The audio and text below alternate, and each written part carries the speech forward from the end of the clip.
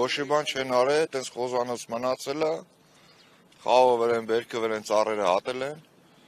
ու այտենց, հիմա էլ անցել են այս կողմին։ Ասում են կանաչ տարածք ենք սարքում, կանաչ տարածքը բնակիչներով սարքել ենք մոտ 2000 քառակուսի մետր։ Եթե մենք բնակիչներով չհետևենք, հավատացեք, որովհետև ոչ մեկ չի մտնում, ոչինչ չի արվում։ Համատիրությունն ասում է իմը չի թաղապետարանին, թաղապետարանն ասում է իմը չի համատիրությանն, ինչ կանաչ գոտու մասին է խոսքը։ Վերջում էլի ծախելու են մեր վրա այս տարածքները։ Ավելի լավ է հիմա թող ասեն են գումարը, որը որ պատրաստ են վաճառեն, թող չքանդեն, այդ գումարը վճարենք, մեր ավտոտնակները մնա մեզ։ Այս պահին ձերն էլ է քանդվում։ Այս պահին չէ, բայց ինչ տարբերություն, ժամանակի խնդիր է, մի ամիս հետո կքանդեն։ Նույն process-ն է մերն է, ոչ մի տարբերություն, այստեղ բոլորն են ցավով են տարապում։ Դուք եւս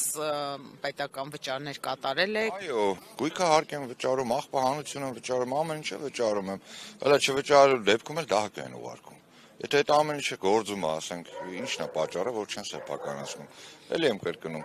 Ոչինչ չունենք, չենք ուզում վիրավորական բառեր ասենք, բայց թող ասեն այս գումարը, X գումարը վճարեք քառակուսի մետրին 1000-ը, 10000-ը, 100,000-ը, ով կկարանա, գոնե կեսը կկարանա վճարի, իր ունեցածը կփրկի։ 30 տարի որ ոչ մեկի չի խանգարել, հիմա ոնց էլ է որ սկսես խանգարել։ Ինքներդ տեսնում եք, էսի ոչ կանաչ գոտու տեղ է, ոչ ինչ որ ոչ մի բանի տեղ չի էսի։ Ոչ մի բանի տեղ չի։ Իմաստ չկա քանդելու։ Մարդկանց ամբողջ կյանքի ձեռք բերումն է։ Ես օրինակ 45 տարեկանում հազիվ մի հատ ավտոտնակ եմ ձեռք բերել, քանդում եմ։ Հələ դրա փողերն չեմ փակել բրծել։ Ու առանց փոխհատուցում, ինչ է լավ։